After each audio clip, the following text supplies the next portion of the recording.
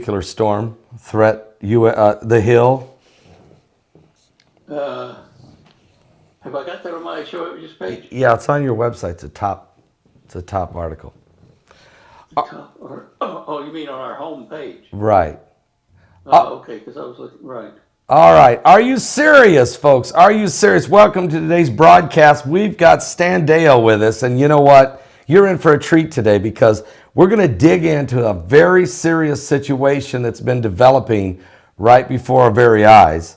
It's been going on. It's been sitting there all this time, this constant nuclear situation. Everybody thought once the agreement was signed between Reagan and Gorbachev that, we're all going to play nice. Well, there's an article just came out from the Hill. Gathering nuclear storm threatens the United States and the world. Matter of fact, if you want for a foresight willingness to act when the action would be simple and effective, lack of clear thinking until the emergency comes, until self-preservation strikes its jarring gong. These are the features which constitute the endless repetition of history, according to Winston Churchill back in 1935. Folks, for more important than last week's State of the Union address, you may want to realize that right now Russia has a 2-to-1 advantage of deployed strategic nuclear weapons over the United States. And according to Schindler, a former Defense Department official and top-notch nuclear strategist, convincingly, he has shown that Russia has over 3,300 strategic nuclear weapons. That's exceeding 2-to-1 advantage over the 1,550 U.S. weapons allowed by the new Strategic Arms Reduction Treaty, or the new START Treaty. So does it matter that Russia finally has achieved its Cold War ambition, overwhelming superiority in the longest range, most destructive weapons that could annihilate America in 30 minutes? Well, this is a question, folks, that I think you got to ask yourself. Look at history for one moment. Remember World War II, Nazi Germany, and Imperial Japan. They cheated on the arms limitation treaties. They assisted by useful idiots that were in the Western democracies who helped to cover up or even make excuses for why the Axis was cheating. Only Winston Churchill, during his wilderness years, was able to stand down and be observant, folks, actually to know what was going on. And when the storm broke in 1939 through 1941, even Churchill was astonished by the magnitude of the Axis military superiority that conquered Western Europe and the Asia Pacific with lightning speed. We don't want to go back and repeat history like Abraham Lincoln told us we would if we didn't learn from it. And so today what we have is a situation where we need to analyze, where are we right now? And President Trump's recognition that the INF treaty is really useless and that we have to do something to make sure we protect America. Stan Dale is with us today from standale.com. And certainly, Stan, you've got a great insight on this situation. What is your take on how did we fall asleep and just how serious is this situation? Well, how did we fall asleep? That's the $64 question. Since about 1961, my family, my dad and his brothers, myself, and one of my younger brothers, have all been fighting to alert people in the church and people at large in the country that, like a very slow encroaching darkness, we're being blinded and led away from what is happening around us. And it's like the frog syndrome in the pot of water being slowly brought to a boil, and until it's too late, you're cooked. This is the analogy of it, but why are people like that? I mean, especially the Christian churches, they've been misled by their shepherds a lot and put to sleep doing more social and party things to get new members to put in the offering plate, and they have left their first love by doing that. And it is so sad for me to see that. But that's why I think we've drifted. Now, what was the second part of your question? Well, the second part is now that we're starting to wake up. I mean, you are, I am, and it looks like even President Trump is fully become more aware of the disadvantage that we have right now as it relates to our nuclear arsenal.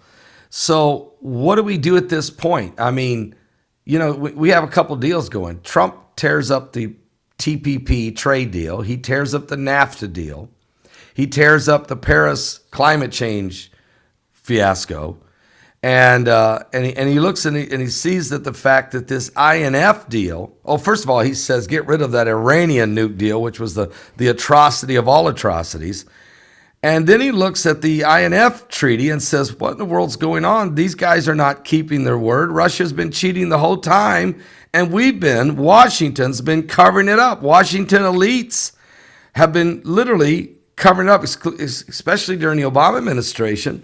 So what do we do now, and how long does it take to catch back up, or what would be the plan?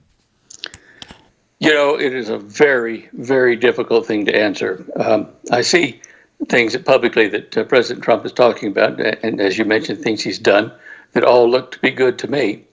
What does concern me a wee bit is that in the light of all the world tensions that we can cover here, piece by piece in a minute, in light of all these things, Jared Kushner, his son-in-law, has been negotiating behind the scenes with many, many Arab nations and with some European nations to form a meeting to call together these countries to have a peace agreement in the Middle East, between Israel and Palestine particularly, but also with surrounding Arab nations. Now, this would fulfill the Daniel prophecy of the Antichrist at this time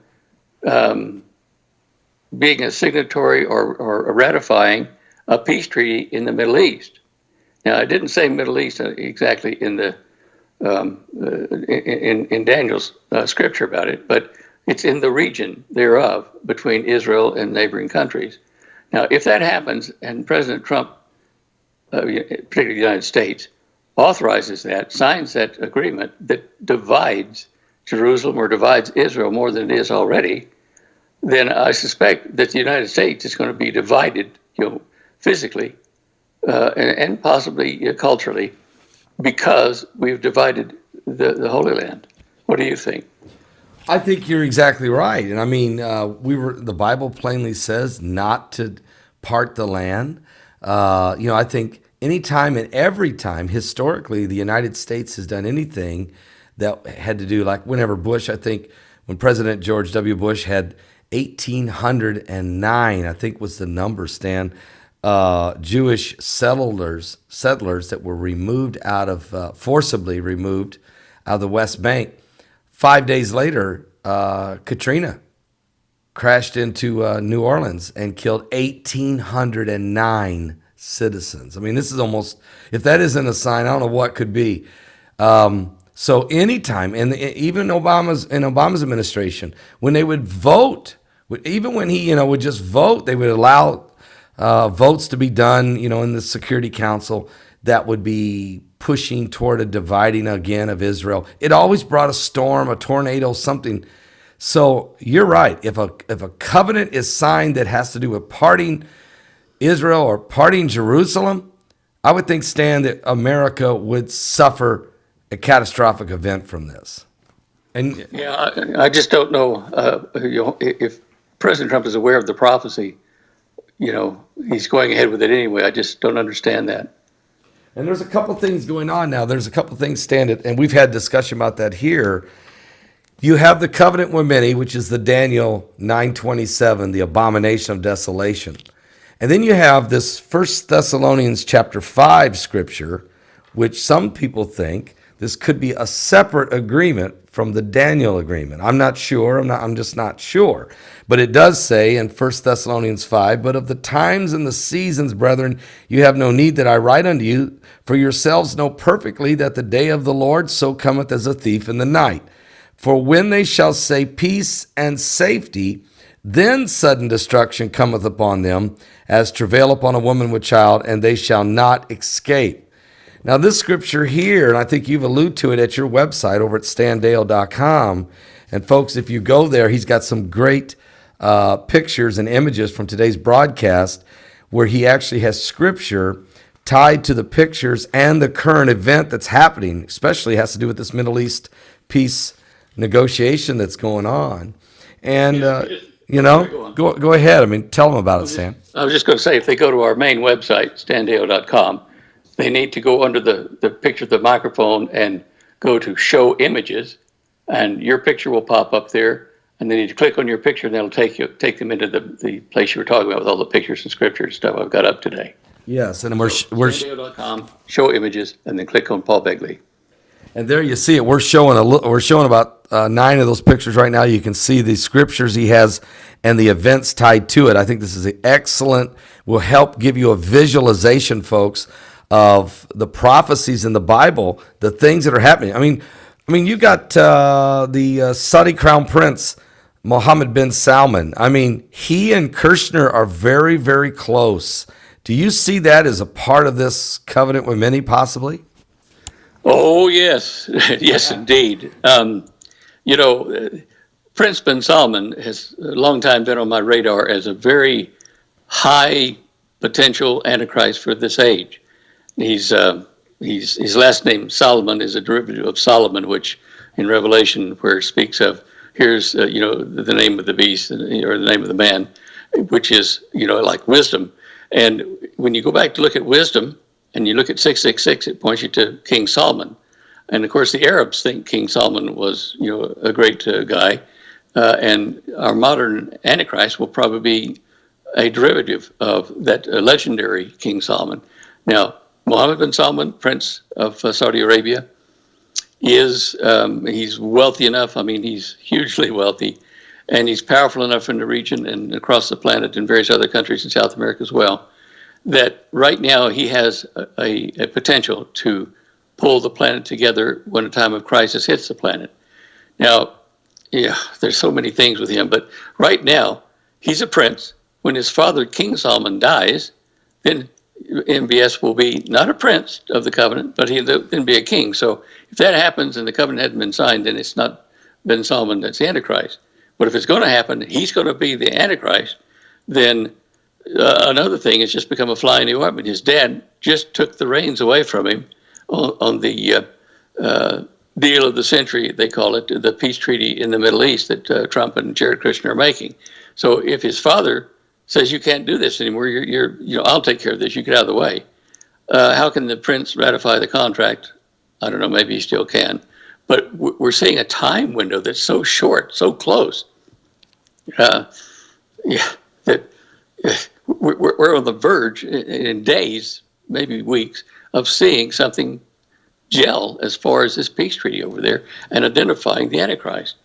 Yeah, and this is a great point, folks. I mean, Stan, you're right. I mean, one thing is they were getting ready to reveal this peace agreement or the structure of it.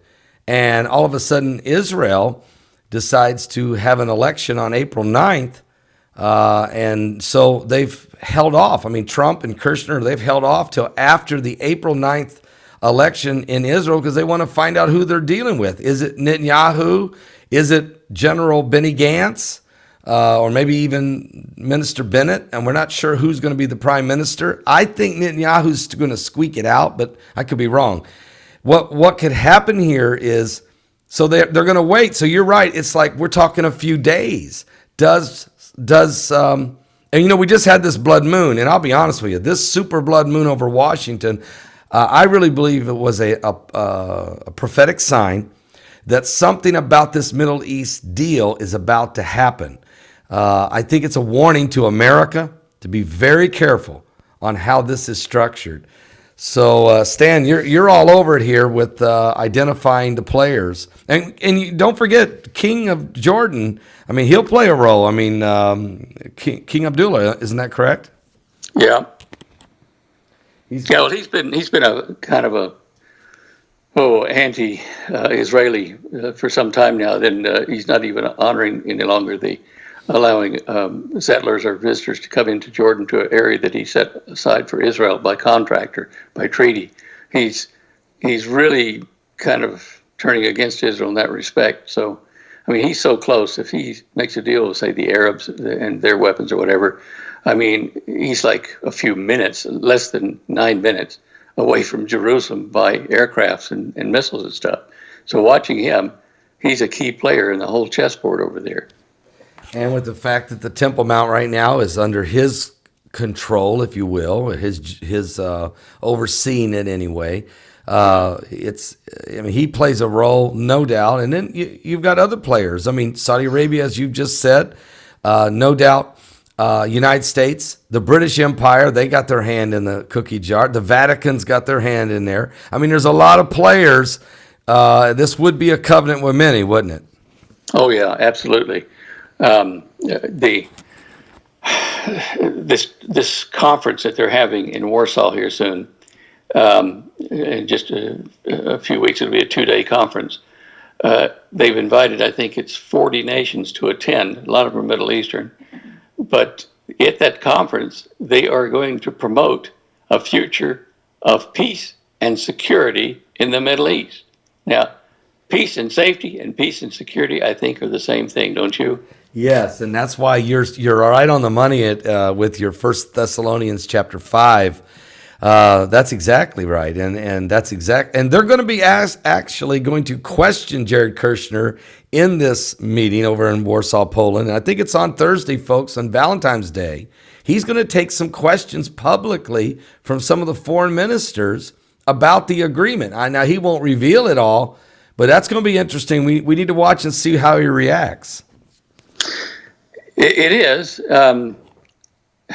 He, as you said earlier, he and young Prince Mohammed bin Salman are good buddies. I think it's a one-way control, though. I think Prince bin Salman kind of overshadows young Kushner. But the other thing in that area that is kind of a fly in the ointment this time is the thing you mentioned about the Israeli elections.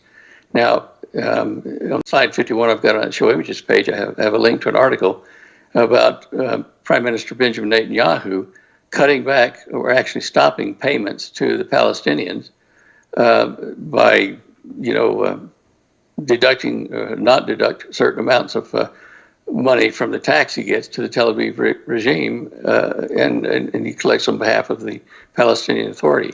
So he's really irritating him financially by not letting him have all 113 million of it or something like that.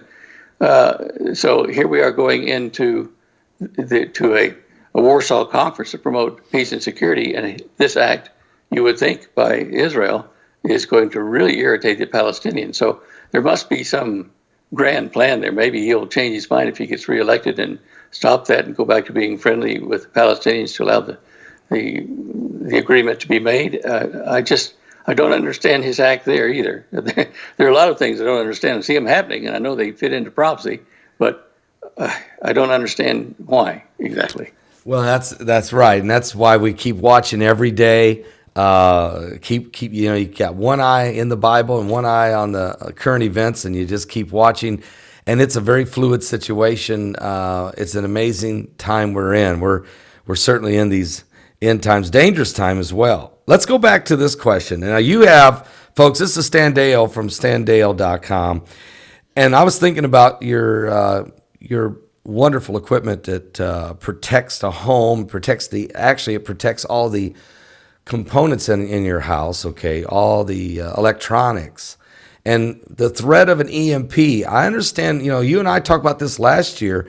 Kim Jong-un, he's got the potential to shoot off one of these EMPs and fry one of our cities. He could do this, couldn't he?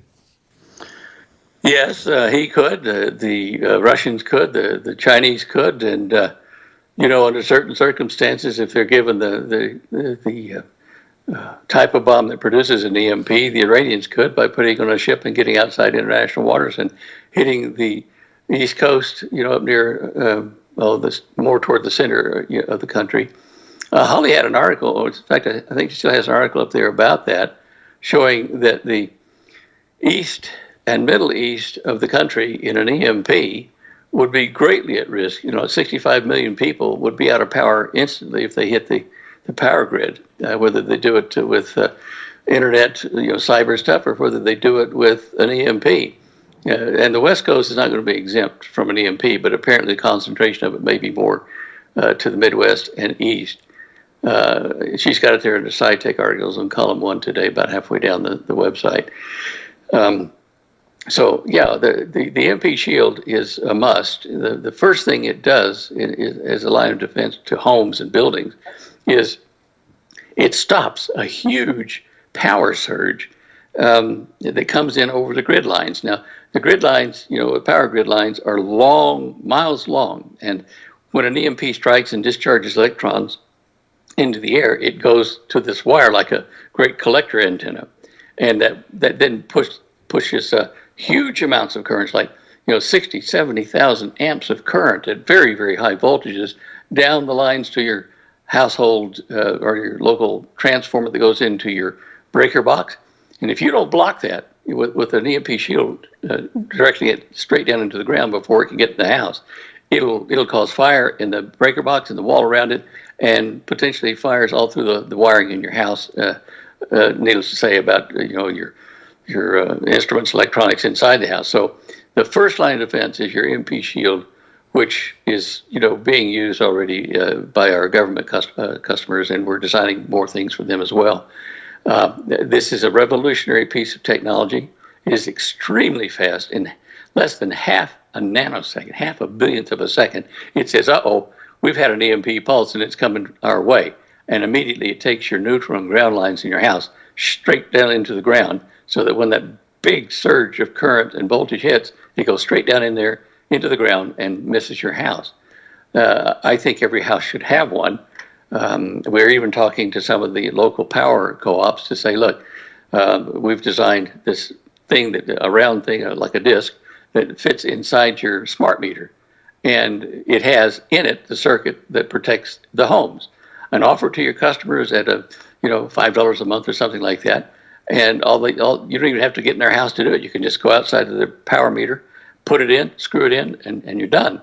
And protect the whole co-op district from these fires that would certainly happen at the houses if they don't do that. So yeah, I'm excited. At the same time, we're all sweating a bit trying to get the production up to where we can meet the demand that we're getting, and going to get even more shortly. So, well, look, you've got a coupon code you can give to folks. Just Begley, your name, and people will get $50 off any unit they order from us.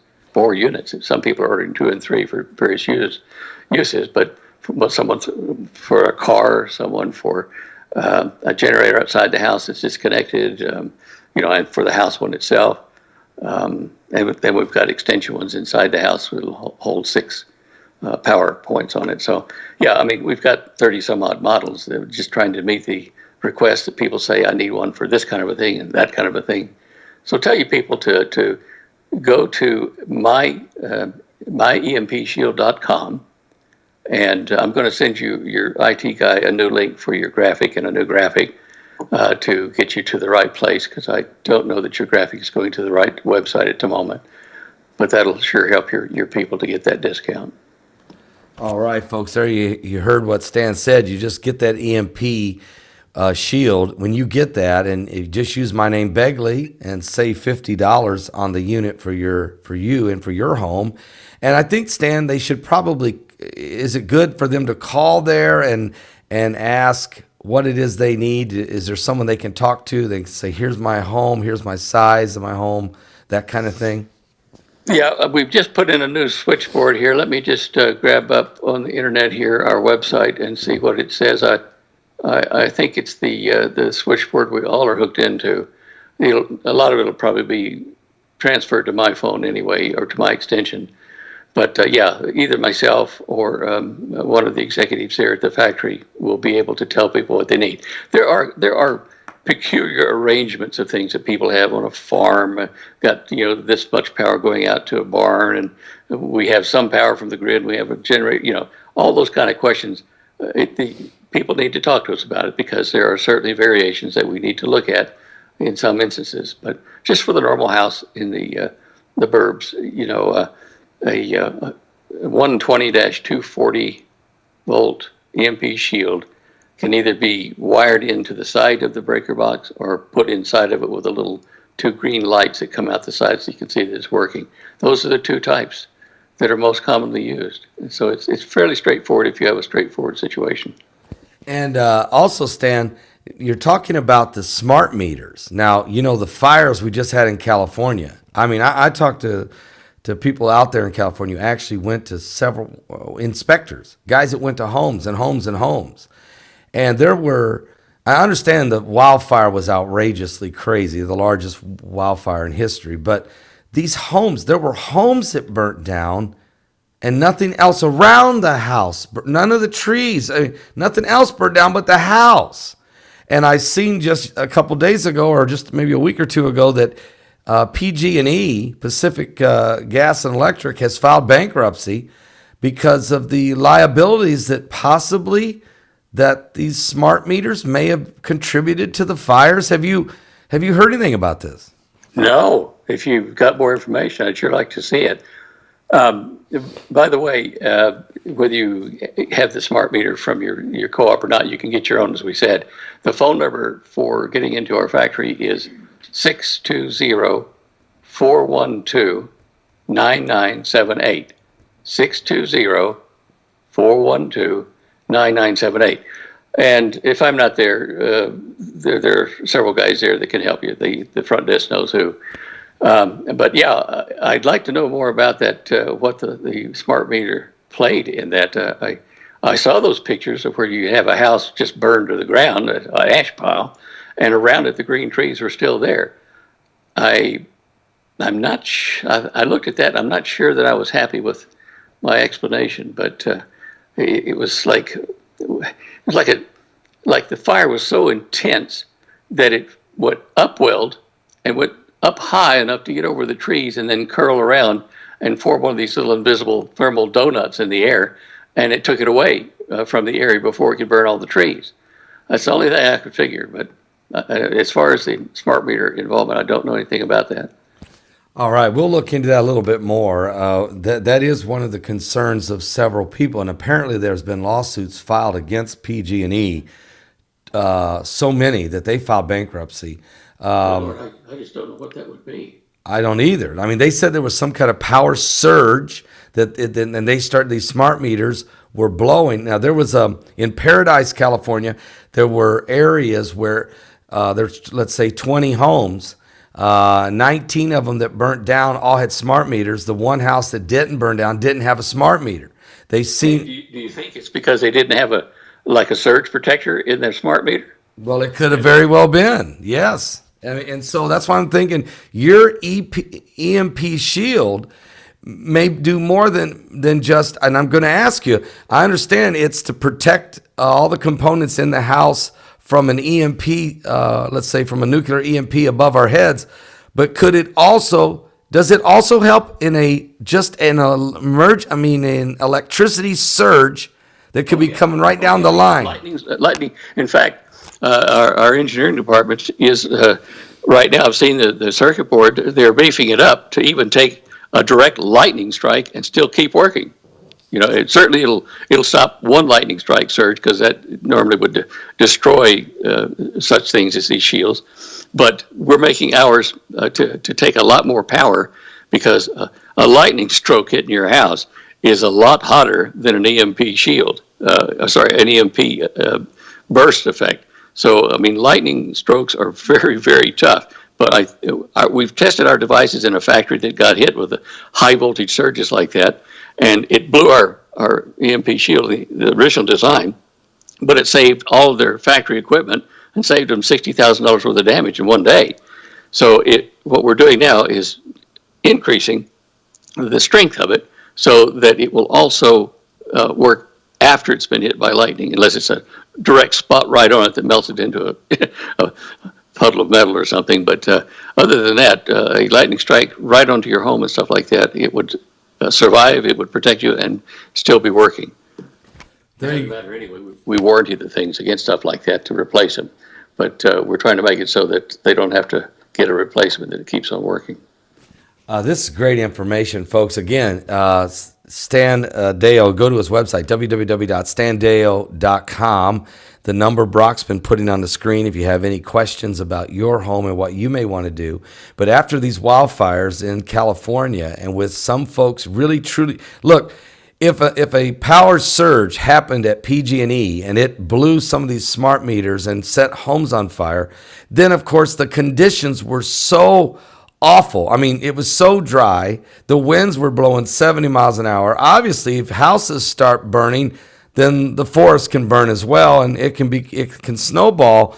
But there is several situations where people are really wondering how could their house have burnt down and nothing else around it. You know what? You're right. You're right.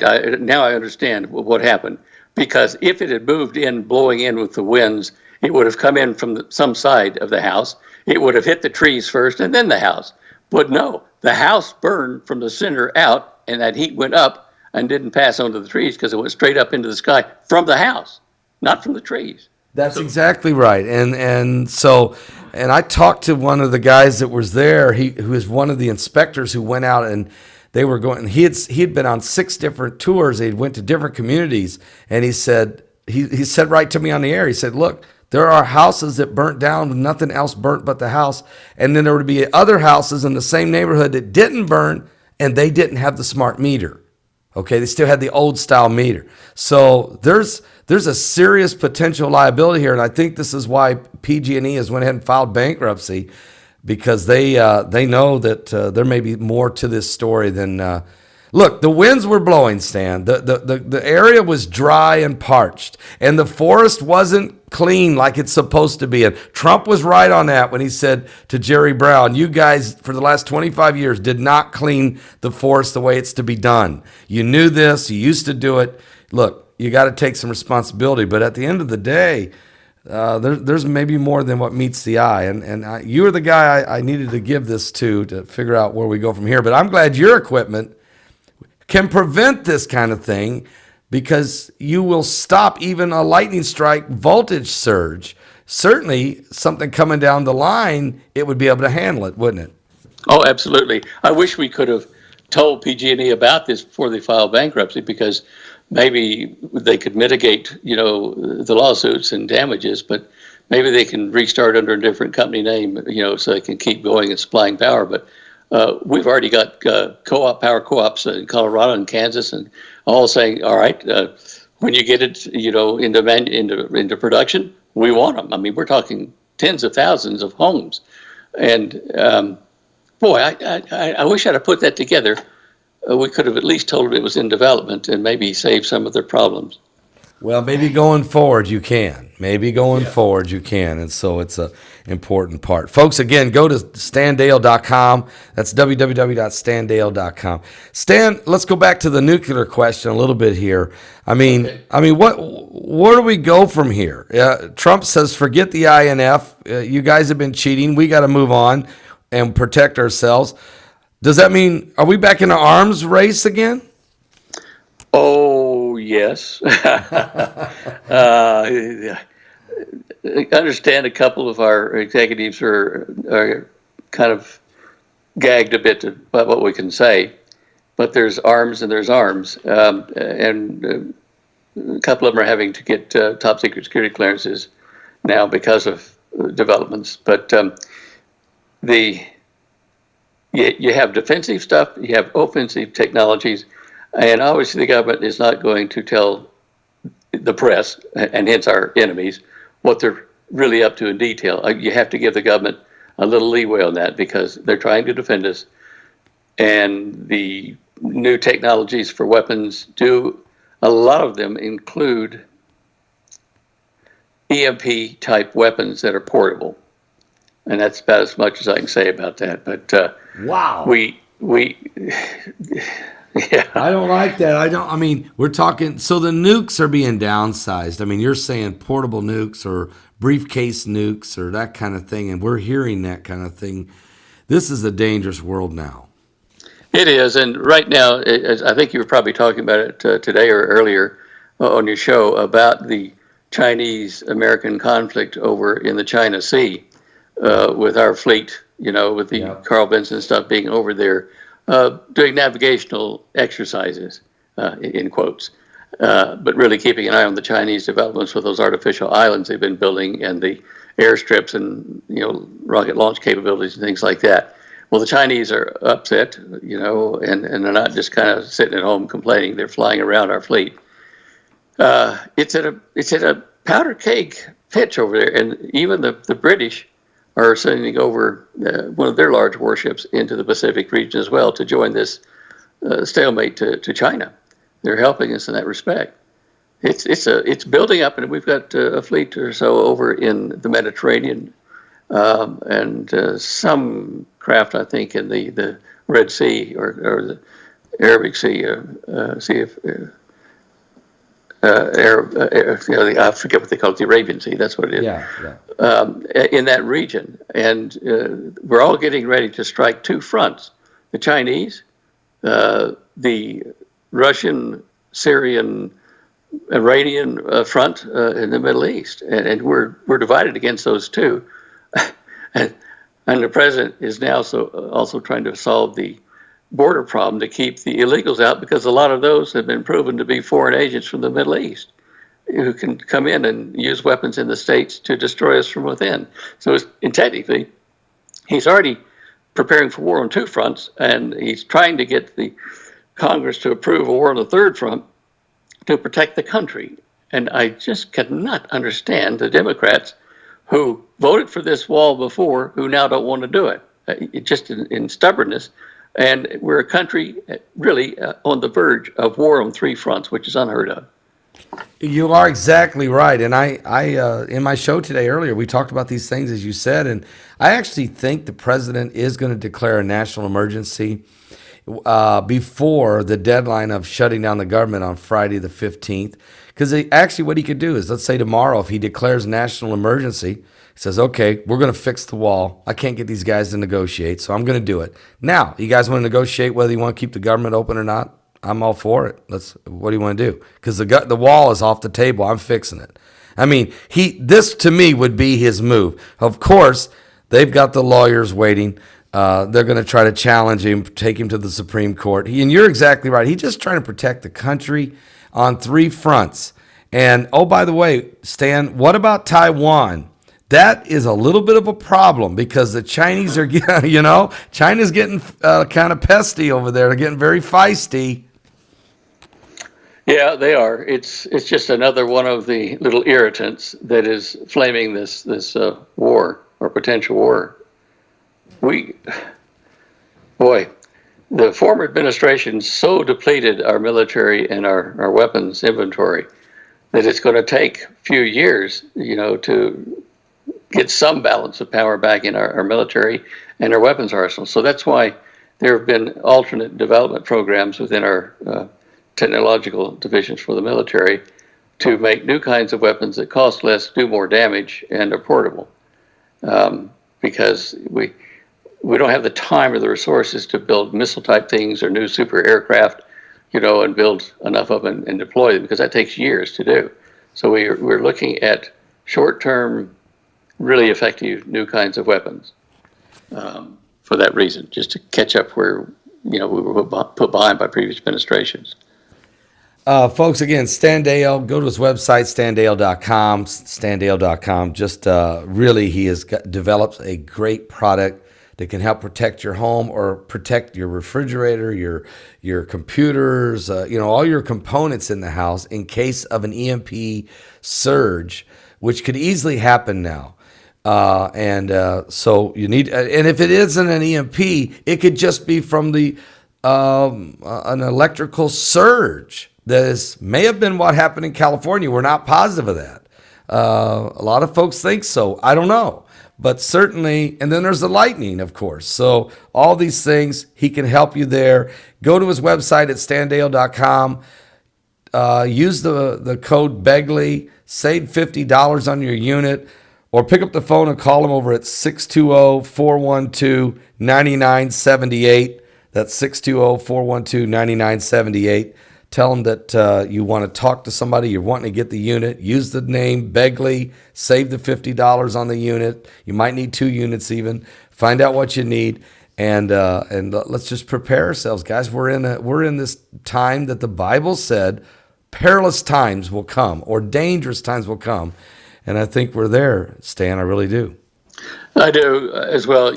We've talked about this on air and off air about the Vatican trying to form a bridge between Islam and Christianity, Chrislam. But in the middle of all that, the Vatican, in concert with several Gulf Arab monarchies, are cooperating together against radical Islam. So it's a strange form of an alliance, but to have Islamic monarchies against radical Islam. But it's like Christians and like Protestants and Catholics, if we were to be at war with each other, but the Catholics would be allied with, the Vatican or something. But I see that happening, and it just adds more stress to the communities involved over there, because you'll have neighboring states or cities and or tribes who are radical Islam primarily, and then those that are traditional Islam, and you don't want to have the Iranian branch of Islam, the Shiite religion. You don't want to turn that loose. Even the Vatican's unhappy with that, but it's coming because Iran is manufacturing its own ballistic missiles. They've been testing them over in north of Israel, in that country, the coastal area. What is the one just Israel's northern border? Lebanon. Lebanon, yes. I have trouble with that. Anyway, in Lebanon, they've been doing testing of their missiles the Iranians have over there. And they're close enough that they can hit Israel without any problem at all. And Israeli troops and American troops that are in the area. Now, they don't have the bomb yet, they say. But where there's a will, there's a way. I mean, Russia has the nuclear missile it could supply to, or nuclear bomb it could supply to Iran. The Saudis say, well, we're not trying to, build, nuclear bombs and things like that, or trying to acquire them. But this next couple of weeks, Mohammed bin Salman is going over to one of his allies, Pakistan, who we know has the nuclear bomb, and they are treating him like royalty. Of course he is. And he's over there making deals and putting billions into Pakistani infrastructure. Oh, and what is the chance he might get 1 or 2 nuclear bombs for the missiles he's got back home? I wonder. Great point. And yeah, you're exactly right. Saudi Arabia is going to arm themselves with 2 or 3 nukes, and no doubt the Iranians are going to have 2 or 3 nukes. And as we go forward, it's a look. Here we go. It's the showdown in the Middle East. It's the end times that we're in. And folks need to understand we are living in these last days. Stan, I wish we had more time to go on with this conversation. We will have you back here very soon and pick up where we left off, because this is going to be a very, very, between now and the revealing of this peace agreement or 2-state solution or whatever it is they're trying to do. What will this all shake out? How does this relate to the fronts? You're talking about the 3-front war potential. All this is very, very interesting and very important. And so we appreciate you coming on and being with us today. Thank you, Paul. Appreciate it, and appreciate your work too. Thank you. Thank you very much. Folks, again, that's Stan Dale. Go to his website, www.standale.com. And we really appreciate him. His insight is superb, and it's very, very much needed in these end times. I'll be back with more current world events and how they relate to the biblical prophecies later tonight at 10 p.m. on Primetime Live. God bless.